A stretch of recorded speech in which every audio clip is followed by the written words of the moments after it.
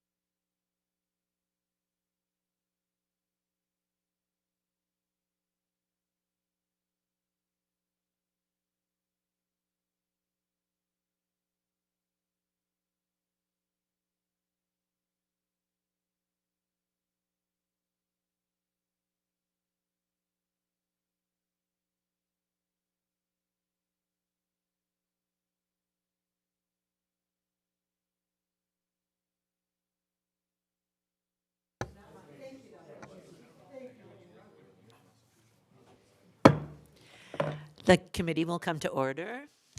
Mr. Clerk, will you please call the roll to establish a quorum? Chair Conlon. Here. Representatives Coleman. T. Carter. Present. Stone. Rogers. Yes, here. Legella. Here. Markkinen.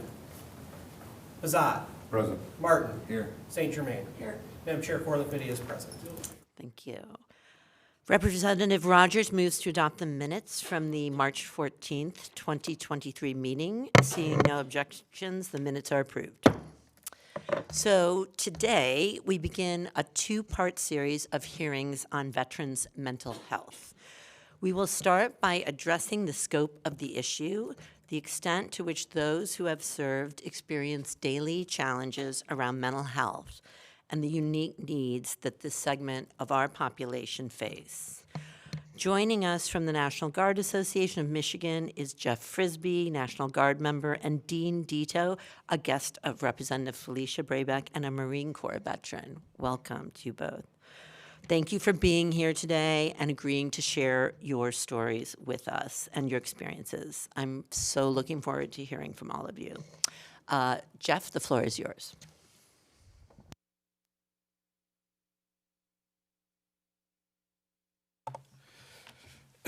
Good morning.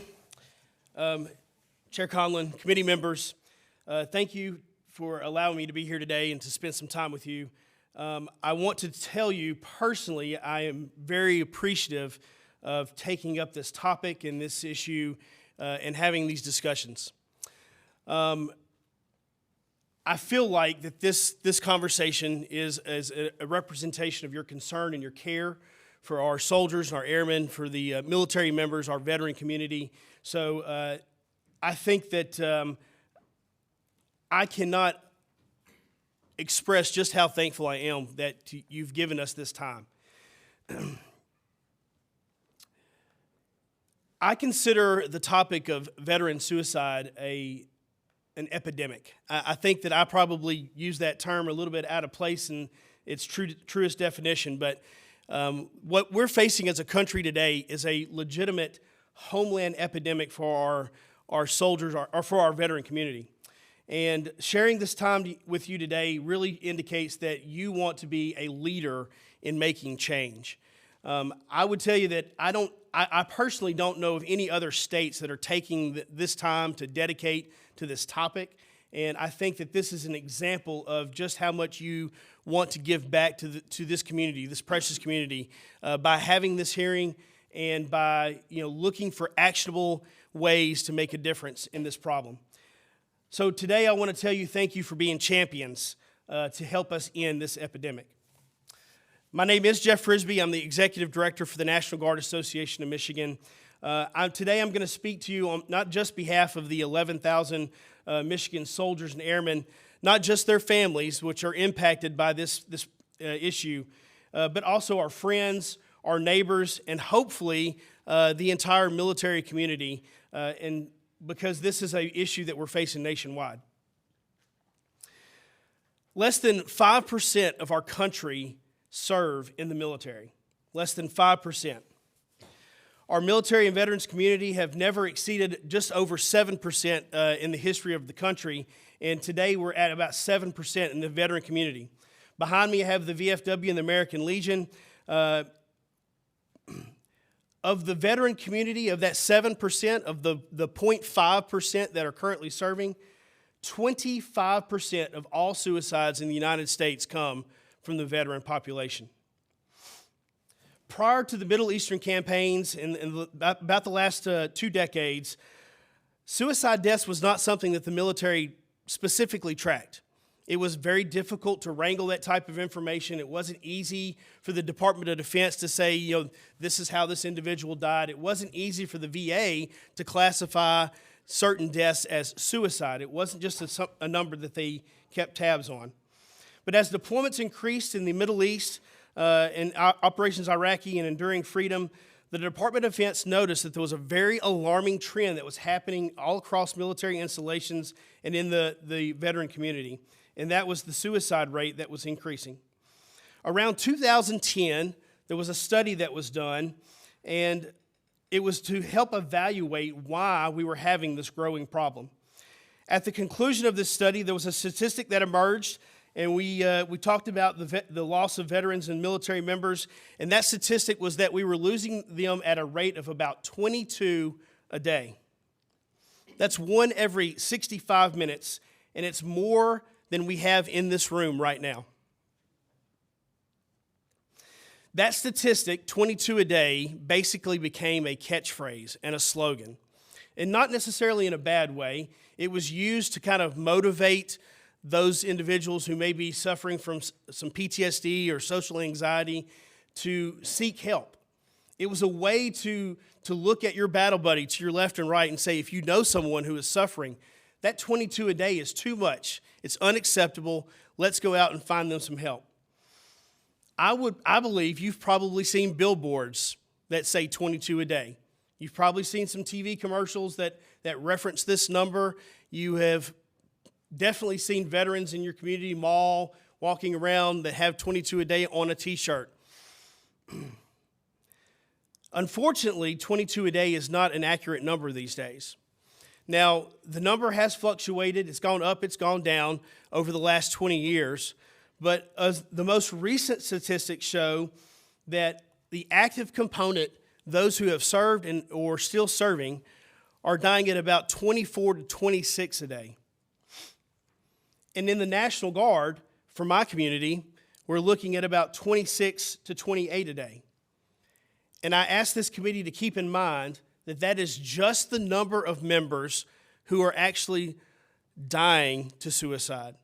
It does not include those who are attempting suicide and are still alive with us today.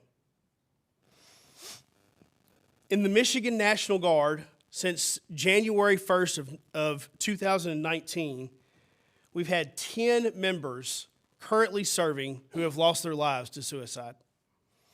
There's 141 members that are still serving in the National Guard who have had either a suicide attempt or they've reached out for professional help to say, look, I'm suffering from some issues. I'm going through some things. I need some help. I need some support.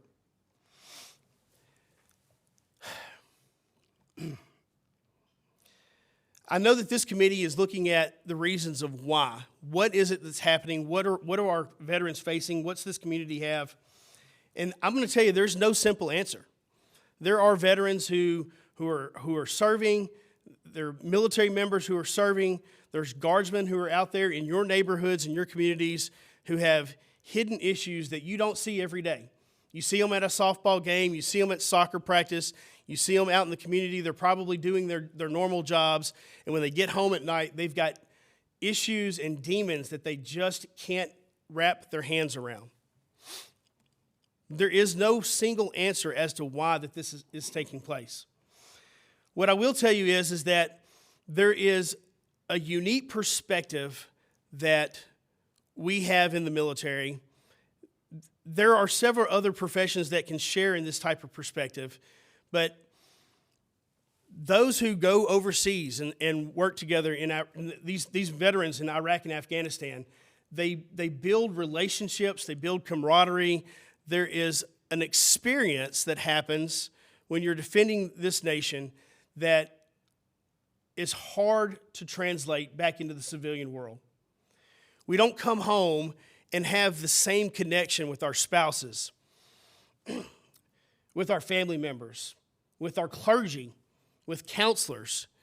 You don't come home and you're not able to instantly relate exactly what happened while you were serving in uniform. And that disconnection that you have makes it challenging for them to really share those experiences. It makes it very difficult to expect someone to relate to what you've been through and what you've gone through. Over the last 20 years, as the DoD has seen, the Department of Defense has seen that this has been an increasing problem, they've tossed hundreds of millions of dollars into programs to help fix this issue. There are 800 numbers. Now there's a 3-digit number, just like 911, that they can call if they're suffering from suicidal ideations, if they're suffering from depression and PTSD issues. There are a plethora of programs that exist to help veterans face these types of concerns so that they don't commit suicide.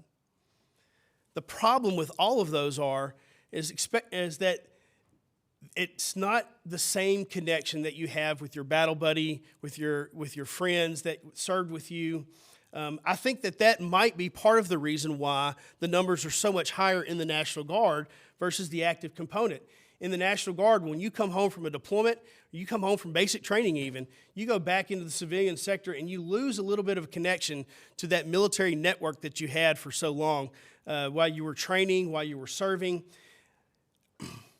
In the active component, you still have that. There's still a network there. There's still a backbone. You've got an NCO leadership chain. You've got a chain of command that those individuals can reach out to you and help you, pick you up whenever you're down and make that connection. But it's not always the solution, which is why you're still seeing these numbers, even after hundreds of millions of dollars being put into programs, make very little to no change. In fact, the numbers have gone up since 22 a day has been an expression. So there is a very strong disconnect with, what we've gone through, what we've shared together, how we experience those things, to how you reintegrate back into a civilian lifestyle and back into your home. I want to share with you just a little bit about PFC Chad Joseph McGee. Chad McGee came to me in Iraq in 2008. He was 19 years old, and he had just found out that his girlfriend had been pregnant. So Chad decided he needed to do something. He needed to step up. He wanted to be a great father. He wanted to be a great spouse. And he wanted to be able to provide for his daughter. So he joined the Army. He goes off to basic training at Fort Benning, Georgia, becomes an infantryman, and 2 days after graduation, ships to Iraq. Chad was an incredible young man. And he instantly set up in the gunner's hatch for my truck, and he did 415 combat patrols with me in Baghdad in a year. He was probably one of my greatest, he's what I look back on to, I think of him as being one of the most significant leadership roles that I ever had. Here was this young man who didn't know much of anything, didn't have anything, super excited about this daughter that was being born while he was in Iraq, and what he was going to be able to provide for her. So we redeployed from Iraq at the end of 2008. I'm actually still in Kuwait serving. I haven't made it back to the United States yet. And Chad gets home, and he finds out that his girlfriend, who he was ready to start this life with and be this great, amazing dad with, decided that she did not want that relationship with him. And she had moved on. Now, the daughter had been born in this time, so he was super proud of that. But he was really expecting to be this, in this great relationship and have this time with his girlfriend, potential wife, and daughter. And when he found out that she was moving on, it was just a little bit more than he was hoping for. He didn't have that structure on that redeployment. There weren't at that time in 2008. There really weren't the hotlines. There weren't the programs out there available to him. And Chad had what was ruled an intentional drug overdose. One night, whenever he was in a state of mind that he probably shouldn't have been in, and he wasn't able to really manage what was happening in his life at that time. What he knew is that he had spent the last year in Iraq with these men that took him in and helped him become a better man, who helped him learn what it was to be in service and to be a military member. Because remember, he was straight out of basic training. And Chad lost his life that night due to what was ruled an intentional drug overdose. One of those members that I look back on with so much love and compassion, so much time that I wish I had been there for. I wish that I had been back in the United States at that point. I don't know that I would have made a lot of difference, but I would have loved to have been there for Chad Joseph McGee. There are hundreds of thousands of stories that are exactly like that. Our battle buddies who have lost their life to suicide because they didn't have that network and that system in place. No matter how much money the DOD has thrown at it, we have not made a lot of change in those numbers since that time. My organization, we have taken on a couple of new roles voluntarily that are bringing 54 states and territories to Michigan in 2024. This program that we're doing in other states would normally be a revenue source for that association. They would bring in a lot of money to bring these programs to the state. We decided we did not want to benefit from the program. We were not going to generate any revenue. Instead, we wanted to help try to find a solution to veteran suicide. So we went out and did some research, and we found a program, and there are multiple programs like this, but I'm going to talk about one specific, Guardian Angels Medical Service Dogs out of Florida. Michigan is their third largest state to have matched a service dog with a veteran. In 12 years, this program has matched over 400 veterans with a medically qualified service dog. Veterans who are suffering from PTSD, social anxiety, reintegration type issues. These veterans are people who might not be leaving their garage, might not be leaving their home. And they're getting these dogs, and they're telling some incredible stories about how it's changed their life. It's saved their marriage. They've been able to complete college degrees. In the 12 years that this program has been around, they have had 0 suicides. Not one veteran that has been matched with a service dog has taken their life in this 12 years. I don't know that that statistic always remains true. I believe that at some point in time, there will be 2 roads that cross and that they path that where a veteran will just, even the service dog will not make a difference. But 0 in 12 years, I will take that number any day over 22 a day. Again, I want to thank the committee for what you're doing here. I thank you for your time. If there are any questions, I'm open. Thank you so much for that testimony, and those statistics are pretty overwhelming, so thank you for sharing them. Before we have our next testimony, is there anybody who has a question? Representative Rogers. Thank you for your testimony. It was very moving and powerful. So you referenced what was or was not available before. Could you talk about now what programs are in place and things that you think where we are maybe moving the needle a little bit? I know you talked about the stagnant data points, but are there programs in addition to the service dog that we're doing in Michigan that you think are helpful?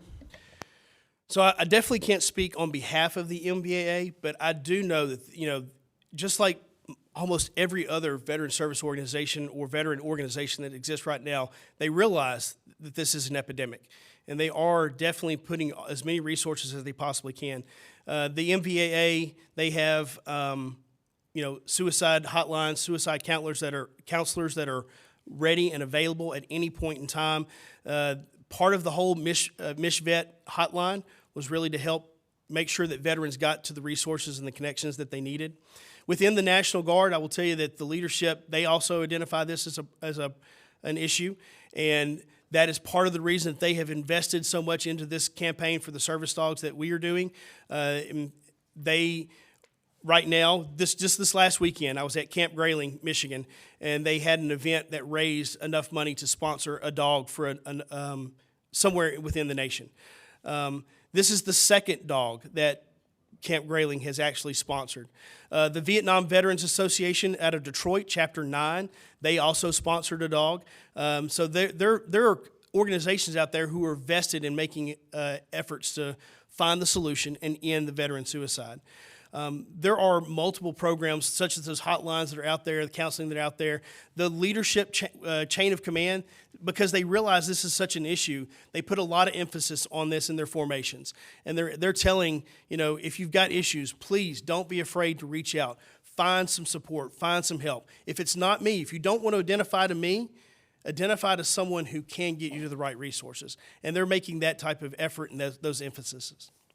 Thank you. And a quick follow-up. We have a lot of patriotic holidays coming up, particularly Memorial Day, where we will have a heightened interaction with members of the public. Is that MishVet number what you recommend we pass on as legislators to people we see with needs? Absolutely it is. There's also, they created a number like 911. I think it's 988. Is that correct? 988. 988 is definitely a great resource to help them get to a counselor or to some support. Representative Carter. Thank you, Madam Chair. Thank you for your testimony. Have a couple quick questions. I'm trying to look more on the proactive end. Do you know if they have a exit interview of any military personnel that possibly could pop up a red flag to say, hey, have you thought about talking to somebody about this? So yes, sir. The military does exit interviews for every individual that leaves the service. If they're active component or if they're National Guard reserves, there is an exit interview. The level to which those are treated sometimes might allow individuals who would have red flags to leave without being identified. And I'll also say that it is a challenge sometimes to get veterans to open up, to get them to say, hey, like, I'm suffering from this issue and I have these types of thoughts and these ideas. So what that means is that in those exit interviews, a lot of times those red flags may be hidden and not identified. The other thing is, and I've met with county, I want to say officials. What I've discovered, and I was on military and vets my first term and my third term. I was on approach last year, that there's not like a central repository. I know the city of Detroit has a veterans group, Wayne County has a veterans person, and then the state. So there's a lot of cracks that people could fall through. If we could advocate for like there being one central repository that all three of them could work on, I think we'd be a little further in the game. So if you're willing to help me, I'm willing to help you, and maybe we can figure that out. Absolutely. Let's see what we can do together. All right. Thank you, and I know what we learned about veterans and the lack of them taking their benefits is they tend to not want to ask for help. So this follows suit with what you were saying. Thank you so much for your... Oh, sorry. Representative Wagella. It'd just be easier to come to this mic. Thank you for your service and your testimony today. So I was thinking about this. My wife is a therapist. She's a mental health professional. And I'm not sure the entire structure of the VA, so that's part of the question here. But I think one of the things that's been most powerful for me, is being able to choose somebody that aligns with you or your experience in the mental health field. And I'm just kind of curious as to access to that range of options at the VA for our veterans, and then kind of combining that with understanding that it is powerful to have someone in the mental health space that has gone through similar experiences as you has. So is there any way we as a committee or as policymakers can encourage veterans into going into the mental health space so that we can have more people with the experience that veterans have? So honestly, my personal opinion is that you probably have just hit on one of the reasons that an 800 number and counseling is not really the answer. Not always the answer. It is beneficial. It does help. I don't want to take away from the programs at all, but it's probably one of the reasons that we're not seeing declines in those numbers. There is a disconnect between the counselor and the service member. In fact, just earlier this morning as we were walking in, we were talking about some of those disconnects and how, a veteran who might spend an hour talking to a counselor, really explaining all of the things that they went through and the struggles that they had, the things that they saw while they were serving, what it was to be in combat.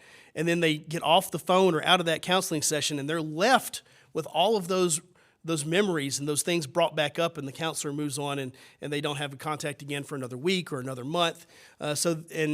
And it also doesn't necessarily relate. Those experiences, telling you what I've gone through doesn't mean that you understand what I've gone through. And I think veterans realize that, and that's part of the issue. That's part of why they don't make those connections. As far as, what we can do to encourage, there definitely are some things that we've done. In fact, this body has already taken one step with your support with MingStap, that being able to give that educational funding to those veterans and those family members of the veterans. The family members are probably the ones that they want to make the connection with the most. And being able to get them those resources and abilities will give a closer connection and a closer tie. So if we have, veterans that go into the mental health backgrounds, those skill sets, that will definitely increase that. But I'm sure that there are ways that we can market those career fields better to the military, and there could potentially be some licensing things that we can do to help support that, or some relational things that we can do as a body to help support that as well. Representative Martin. Thank you, Madam Chair. I just want to make a comment to all the activities. So county to county could be a lot different. And in the state, Mr. Sable might have an answer to this. My wife was, when she returned from Iraq, I think it's called the Blue Shirt Program, don't know the technical term maybe, but it was veterans that have deployed greeting veterans from the National Guard when they came home and kind of brief them and debrief them and just get to know them relationshiply. So there are programs like that. Genesee County, we have a stand down for homeless vets and other vets that need benefits, but also we have a resource fair every year. We had 3,000 people attend it last year. And our VFW once a month has a free haircut day and lunch. So there's things that can be done on a local level that really helps bring the veterans community together. And I've seen memberships in the VFW, American Legion, DMV, or the Disabled Veterans, Marine Corps League, they've all been diminished. They've all, they're aging out. Social media has become more of a thing, but when you get the public together and the public, resource centers, or resource events, they do come out of the woodwork. And so I would encourage anybody with a county, every county has a veteran service organization department. They need to make sure they're doing an outreach program. If I could, I think that one of the things that he said definitely rings true for me as well. That is one of the reasons that your VFWs and American Legions are so important, because they do give that sense of community back to the veteran. You know, when they come back home and they look for a place to share those experiences and someone who understands what they've been through, the VFW and American Legion are by far the two greatest examples of making that happen. Representative Bazat. Couple comments. First question, where do you get your funding from? My organization? Yeah. So we're a membership-based organization, so we have membership dues that come in, although we're talking dollars, to be honest. We have a program that is ran by the federal government called the State-Sponsored Life Insurance Program. State-Sponsored Life Insurance Program is a program that is specifically given to the tag of every state to provide life insurance to the Guard. It would be similar to the SGLI, Service Members Group Life Insurance, but state-sponsored life insurance program is specifically ran in the state. We do get a portion of the premiums that come back from that.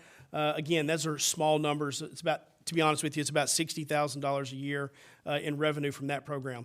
And then lastly, I have a third revenue stream. The association has a partnership with the state lottery program.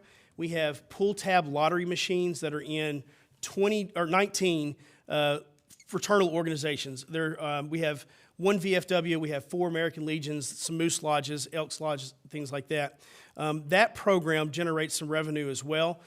We take that revenue and we turn it back and put it into what we call the Veteran Support Grant.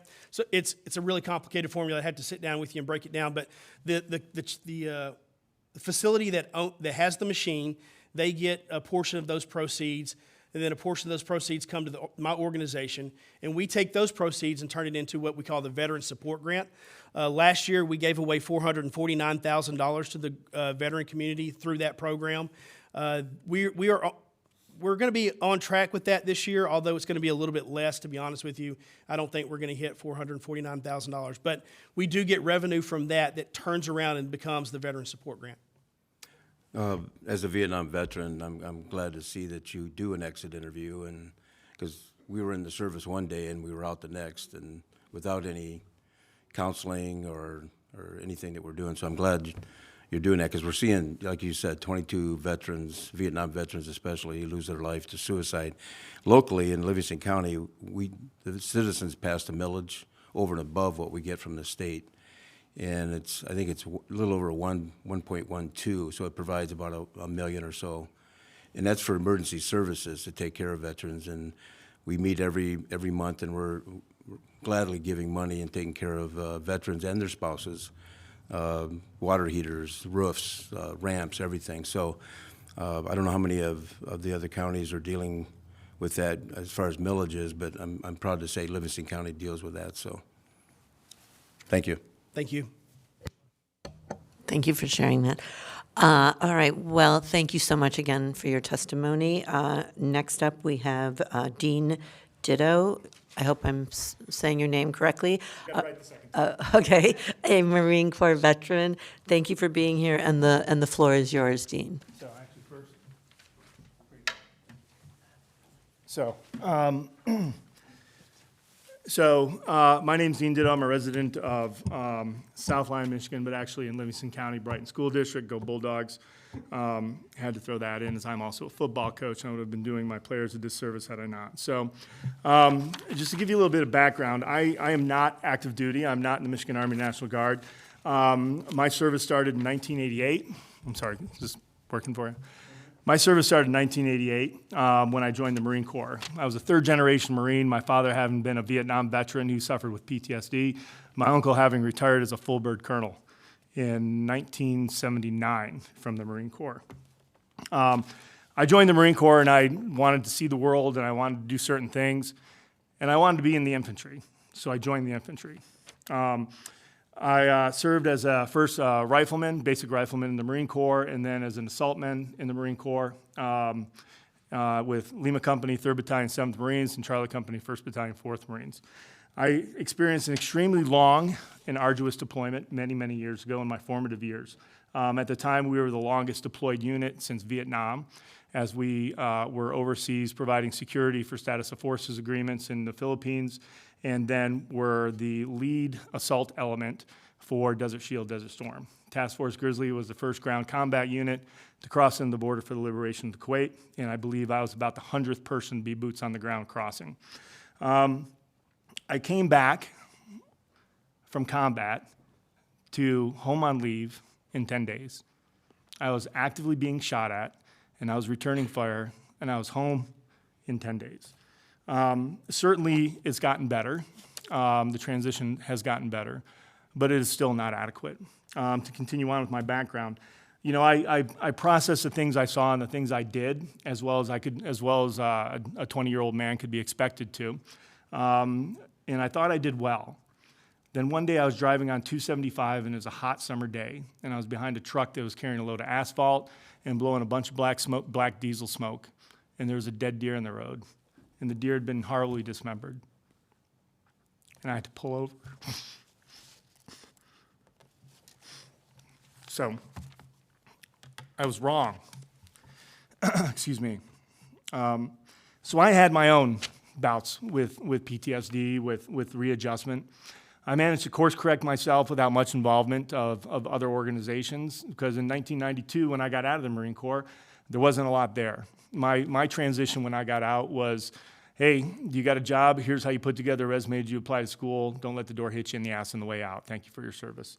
And then I was off to school. I thankfully found a group of veterans who were in a social fraternity and fell in with them, and we commiserated and self-medicated through there.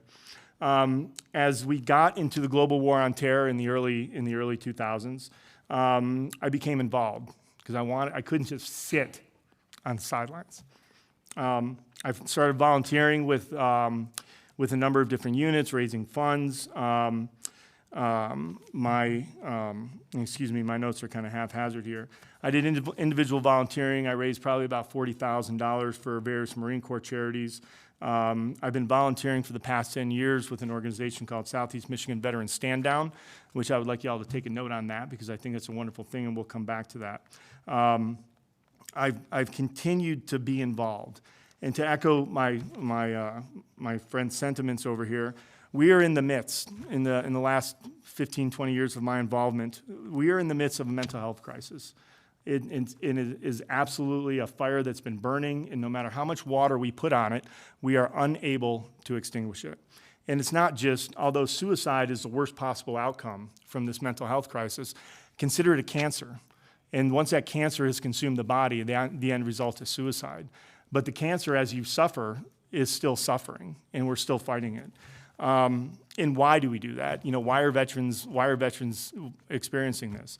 It's service in austere conditions. It's service overseas, away from your family and loved ones. It's witnessing loss of life, loss of love, loss of innocence, essentially. And then when you return, to echo the sentiments that you heard in the first part of this, it's return to unrelatable support.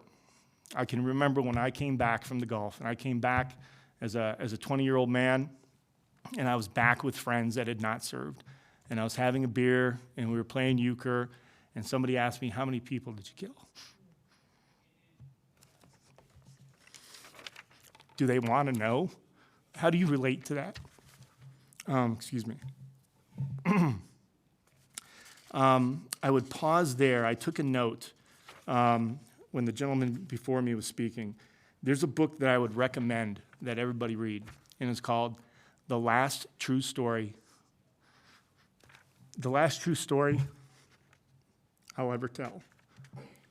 And it relates a guardsman who had been deployed over to the Gulf, and his unit had essentially been forgotten. And he came back, and people asked him. And when he was true with them, they shunned him. And that's what happens when you relate your experiences to people that have difficulty relating to that. So back to mental health as a crisis. I've lost more Marines that I served with to suicide than we lost in combat. More Marines, and whether that is Corporal Calden Everidge, PFC Cullen, or First Sergeant Schindler. These are Marines that were solid individuals that would have taken a bullet for me and that I would have taken a bullet for them. And by all reports came back and everything was fine until it wasn't fine and they were gone.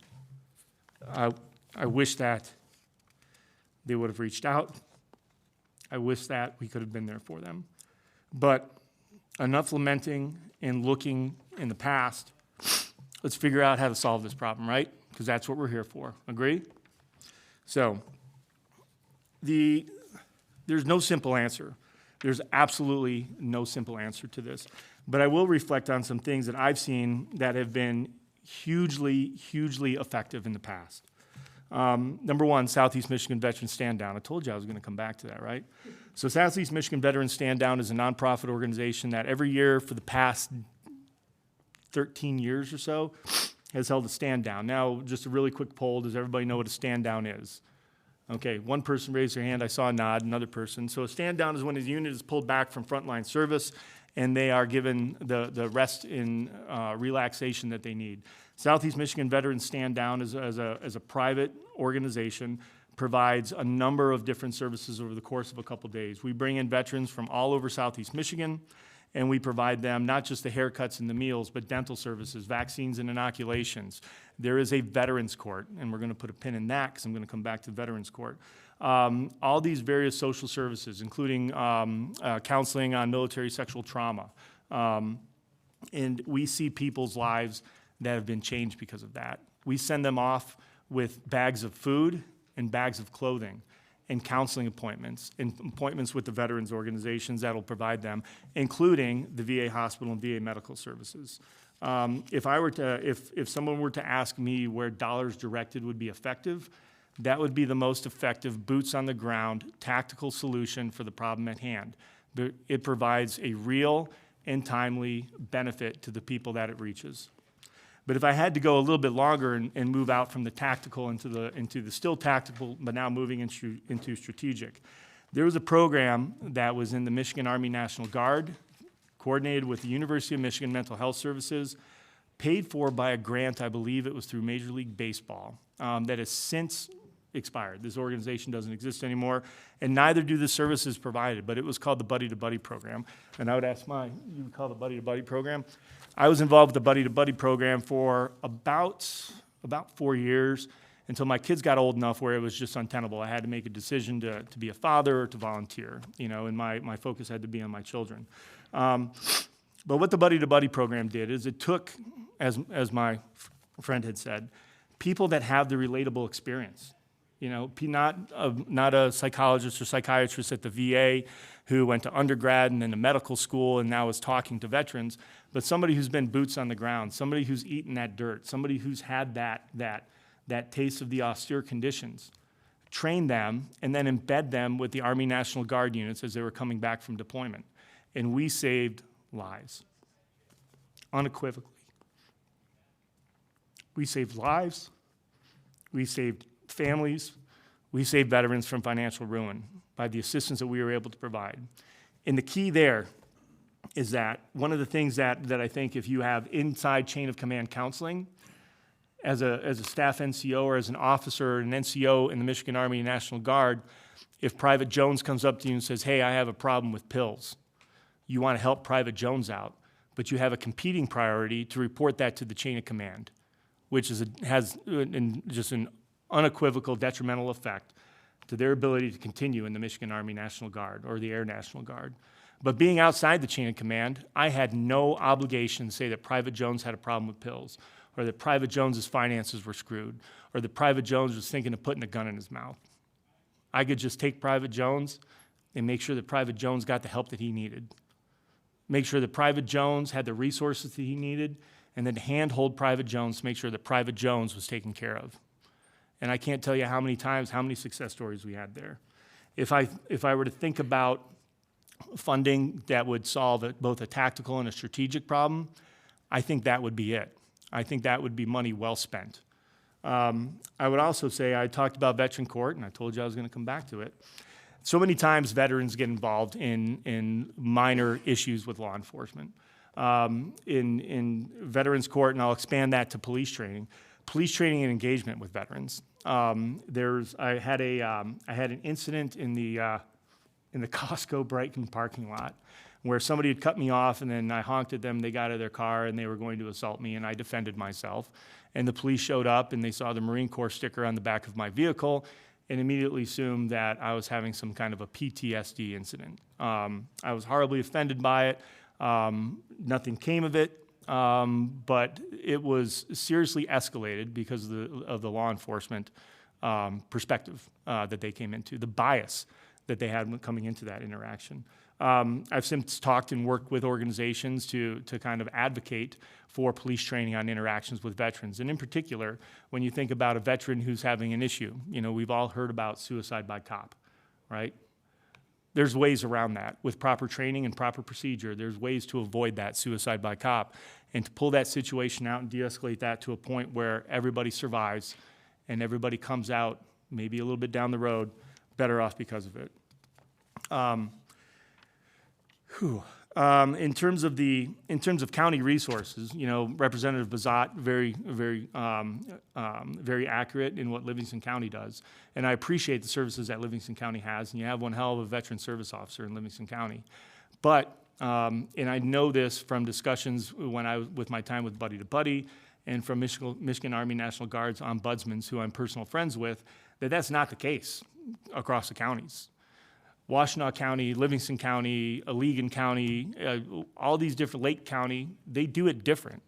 There is a legislative, I don't know, it's a law that I believe it's a law. Somebody feel free to correct me. You guys know better than I do. But there's a law that each county should have a veteran service officer, right? And a veteran service organization. But I think it falls short there. And I know for a fact that in some of these counties, it's just political patronage, and there's a guy sitting there with his thumb in his ass collecting, pardon my language, I'm sorry, Felicia, I told you I wasn't going to swear. But there's a guy sitting there on his hands and not doing the best job he or she possibly could. And that's sad. That's sad. I'll fall short of calling out the counties because I'm not sure where all y'all are from, and I don't want to burn bridges here. But I would say that go back and standardize what the standard is for performance for these veteran service officers. What their expectation is, what their remit is to the state, and what their remit is to the population that they're supposed to be serving. I do not believe for a second that is being done the way it should. Lagella, I'm sorry, I wasn't going to take a chance at slaughtering your name. Thank you for that. How do we get vets to be counselors? A reinstitution of the buddy-to-buddy program or something similar, maybe not constituted in the way it was, because the deployment tempo of Michigan Army National Guard units into combat operations is not the same as it was a decade ago or 12 years ago. But certainly there are still people coming back from austere conditions, having seen life-changing things and having had life-changing things happen to them and taken life-changing actions. Reinstitute that, and let's get some of those veterans counseling other veterans. Because when a psychiatrist or a psychologist says, it's way different than like, dude, I've been there. I've seen it. I'd like to say as we talk about veterans' mental health, certainly times have changed in the last decade or so, but it's an issue. There's a young man who played football for me, who is playing at the Division I level at one of the service academies. who recently had a friend take his life. And I cannot tell you what it did to him, the young man who played football for me. You know, there is survivor guilt. There is what could I have done? What should I have done? And that will hang on them forever, just like it hangs on me for Corporal Everidge, PFC Colin, and for Sergeant Schindler. So I think I've said enough. I hope. Oh, there's one other thing I would like to discuss. Sorry. Part of what I think we need to do, and I'm not going to say what we need to do because certainly y'all hold the purse strings in the legislative pen. You have much more power than I do, but opportunity when you get out. Opportunity when you get out. So when I'm going to ask, and I want to see by a show of hands, when you were 20 years old, did anybody in this room manage 13 people and $21 million worth of equipment? Because you were in the military, right? And so you get out after your first enlistment, and you're likely an NCO, corporal or sergeant, or maybe a specialist if you went into the Army. And you did that. You managed 13 people, and you're responsible for the morale, welfare, and combat readiness of those people. And then you get out, and you can't get a job at Meyer except for pushing carts. The opportunities need to be there. The opportunities, oh, thank you, I appreciate that, man.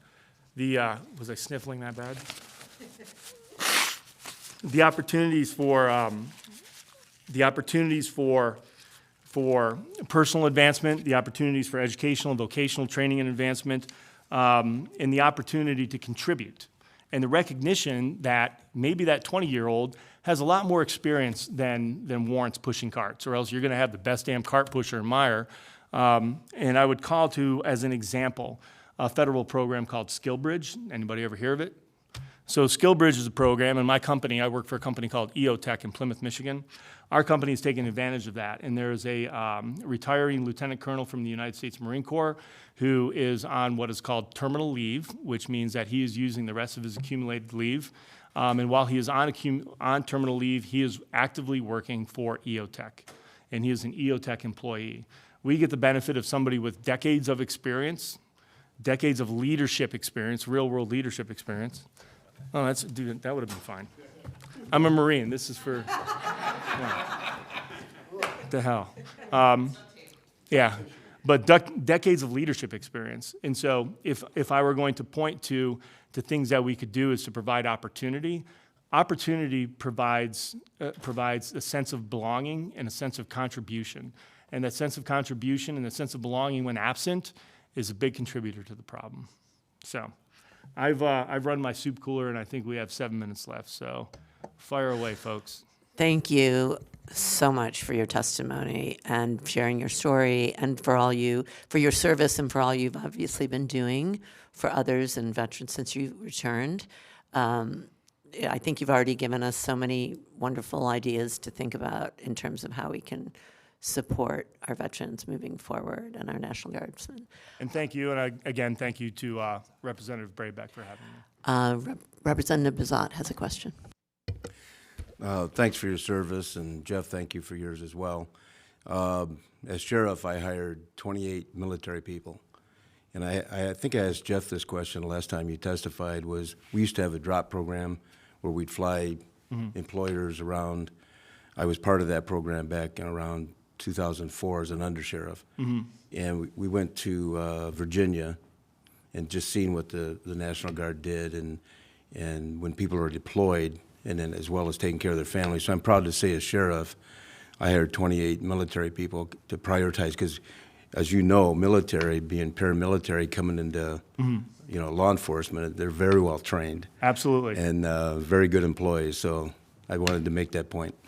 Absolutely. And thank you for giving them the opportunity to continue to serve. Mad respect for our Livingston County sheriffs. Do we have any other questions? Representative St. Germain. Hello. Hi. Thank you for your service. I guess I'm curious about Macomb County. I represent Macomb County. Wondered if you knew how we were doing there. I don't have any direct opinion on Macomb County. Okay, I'll check into it. Yeah, so I know you're probably like, I don't want to get in somebody's gear about this, but I have no direct opinion about Macomb County. But I will say this: that when we do the Southeast Michigan Veteran Stand Down, there are organizations that bus in veterans from and make sure the veterans do have transportation to that Detroit location from Macomb County. So there, I can give you a bit of a kudos to the organizations that are serving your county. Okay, thank you. Thank you. Thank you. It was pointed out to me that Air Force Times last week reported that the Air National Guard is considering cutting its enlisted mental health specialists for cost reasons, and we'll see whether that happens or not. But it just goes to show that we can't ignore this problem. Can I comment on that? Yes. That's frickin' stupid. And if that could be in the record as having said that's frickin' stupid. And if you want to adjust the spelling, I would say that might carry more weight. And apologies, I technically didn't swear, Representative Braybeck. But anybody who thinks about cutting mental health, and let's back this up a little bit and think about the state of mental health in Michigan overall. When I think it was Governor Engler decades ago cut mental health and shut down the hospitals and basically sent and I'm way off topic here, but basically put all these people out on the street to maintain their own medication protocol.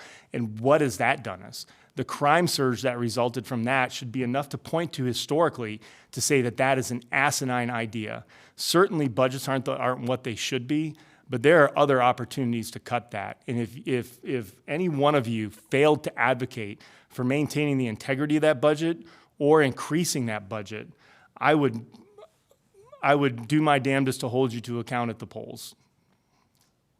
Well, the reason we're taking your testimony today is exactly that reason. I think everybody on this committee cares deeply about what's going on and about this mental health crisis. Okay.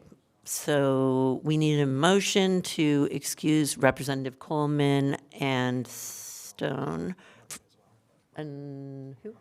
And Markkinen from today's committee meeting. I'm going to make Representative Carter moves. There being no objections, Representative Cole, Stoneman, and Markkinen are excused. Seeing no further business before the committee, we need a motion to adjourn. Representative Wigela moves to adjourn. Hearing no objections, the committee is adjourned. Thank you, and we'll see you next week for more testimony. Thank you.